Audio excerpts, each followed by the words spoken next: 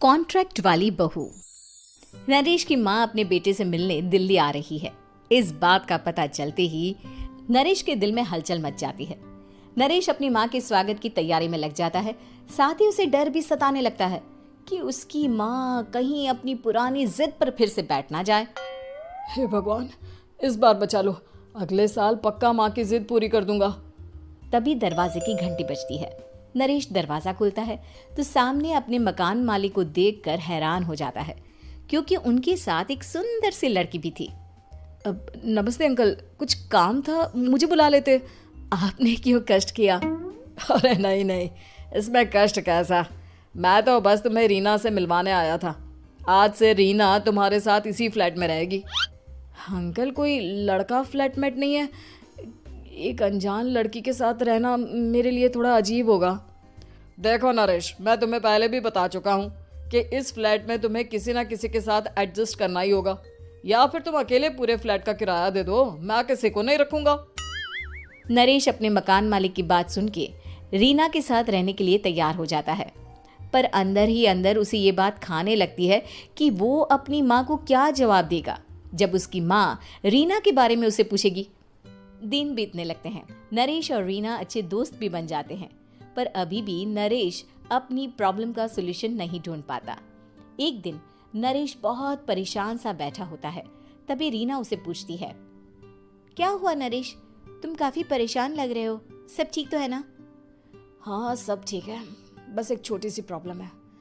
वो एक्चुअली 2 दिन बाद मेरी माँ मुझसे मिलने आ रही है।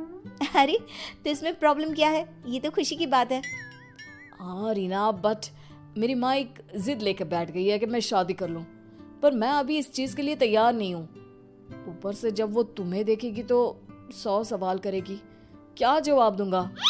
अरे इसमें कोई टेंशन वाली बात नहीं है, मेरे पास ना इस प्रॉब्लम का सलूशन है, जिससे ना तुम्हें शादी करनी पड़ेगी और ना ही तुम्हारी माँ मेरे बारे में कुछ पूछेंगी। रीना की बात सुनकर नरेश सोच में डूब जाता है।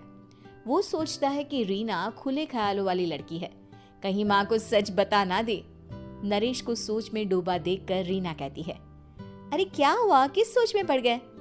डोंट वरी, जैसा तुम सोच रहे हो ना वैसे कुछ भी नहीं है, मेरे पास एक प्लान है। मैं कुछ समझ नहीं पा रहा हूँ, कैसा प्लान? मैं समझाती हूँ। हम ना एक कॉन्ट्रैक्ट मैरिज कर लेते हैं। फिलहाल मेरे पास जॉब नहीं है, तो तुम इस रूम का किराया दे देना जब तक तुम्हारी माँ यहाँ रहेंगी, सिर्फ तब तक। और तुम अपनी माँ से कह देना कि मैं तुम्हारी पत्नी हूँ, इससे वो मेरे यहाँ रहने पर कोई सवाल भी नहीं करेंगी। अरे बात तुम्हारी ठीक है, पर माँ से झूठ बोलना, ना ना बाबा, मैं ये रिस्क नहीं ले सकता। कोई और आइडिया दो ना तुम। देखो मंजूर हो तो बोलो, वरना सच बता दो, मुझे कोई प्रॉब्लम नहीं है। रीना की बात सुनकर नरेश सोच में डूब जाता है। बहुत सोचने के बाद जब उसे कोई रास्ता नहीं मिलता तो वो रीना के बताए हुए रास्ते पर चलने के लिए तैयार हो जाता है। वो रीना से बात करता है और अपनी माँ की पसंद और नापसंद के बारे में बताता है। रीना भी नरेश की सभी बातों को ध्यान से सुनती है, ताकि कहीं उससे कोई गलती ना हो जाए। आखिर वो दिन भी आ जाता है जब नरेश की माँ उससे मिलने दिल्ली आ जाती है। नरेश अपनी माँ को फ्लैट पर लेकर जाता है। जैसे ही नरेश की माँ फ्लैट के अंदर जाती है, रीना उसके पैर छू लेती है।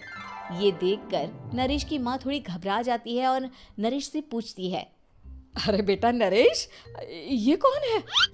माँ, ये आपकी बहू रीना है। माफ़ी चाहता हूँ, सब कुछ इतनी जल्दी में हुआ कि आपको बता ही नहीं पाया, इसलिए सोचा कि क्यों ना आपको सरप्राइज दिया जाए। अरे बेटा, मैं तो बस तेरा घर बसा हुआ देखना चाहती थी। हाँ, बहुत अरमान थे अपनी इकलौते बेटी की शादी को लेकर, लेकिन कोई बात नहीं, शायद किस्मत को यही मंजूर होगा। ये कहते ही नरेश की माँ रीना को गले लगा लेती है। रीना बेटिया, मेरा बेटा ना थोड़ा नादान है, पर तुम काफ़ी समझदार लगती हो, और मैं जानती हूँ कि तुम इसका बहुत अच्छे से ध्यान रखोगी। माँ आप चिंता मत कीजिए, मैं सब संभाल लूंगी। नरेश की माँ अपने बहू और बेटे के साथ खुशी खुशी रहने लगती है। दिन बीतने लगते हैं। नरेश की माँ और रीना का रिश्ता बहुत मजबूत होता चला जाता है।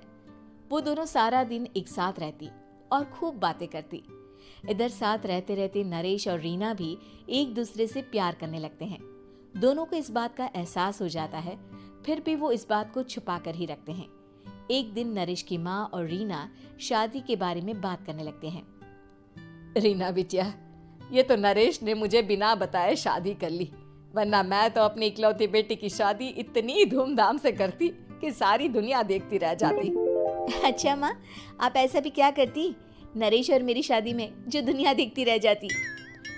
अरे बिटिया, एक माँ के अरमान तुम अभी नहीं समझोगी। मैं तो अपनी बहू को एक रानी की तरह लेकर आती और शादी भी बिल्कुल शाही अंदाज में करती, पर मेरे तो सारे अरमान ऐसे ही रह गए। खैर, मुझे तो अपने बेटे और बहू की खुशी चाहिए बस। ये कहते हुए नरेश की माँ की आंखों में आंसू आ जाते हैं। रीना भी ये सुनकर ख्यालों में खो जाती है, क्योंकि वो भी मन ही मन खुद को नरेश की पत्नी और उसकी माँ की बहू मानने लगी थी। शाम को जब नरेश ऑफिस से घर आता है तो रीना खुद को रोक नहीं पाती और नरेश के सामने उसकी माँ को अपने और नरेश के रिश्ते का सारा सच बता देती है। रीना की बात सुनकर नरेश की माँ दोनों से बहुत नाराज हो जाती है और घर वापस जाने की बात करने लगती है। तुम दोनों ने मुझसे सच छुपाकर बहुत ठेस पहुंचाई है मुझे। अब तुम लोगों के साथ नहीं रहना चाहती मैं, कल ही वापस चली जाऊंगी अपने घर। माँ, मुझे माफ कर दो, ये सब मैंने रीना के कहने पर ही किया है, वरना मैं भी आपको कभी ठेस पहुंचाने के बारे में सोच भी नहीं सकता। हाँ माँ, हमने ये सिर्फ आपका दिल रखने के लिए किया, प्लीज हम दोनों को माफ कर दीजिए। तुम दोनों ने मेरे अरमानों के साथ खिलवाड़ किया है, और वैसे भी मुझे अपने बेटे के लिए एक अच्छी लड़की ढूंढनी है, इसलिए मेरा यहाँ से जाना ही बेहतर होगा। माँ की ये बात सुनकर रीना खुद को रोक नहीं पाती। माँ, क्या मैं आपके घर की बहू बनने लायक नहीं हूँ? रीना की बात सुनकर नरेश हैरान रह जाता है। नरेश की माँ भी कुछ समझ नहीं पाती। मैं कुछ समझी नहीं, आखिर तुम कहना क्या चाहती हो?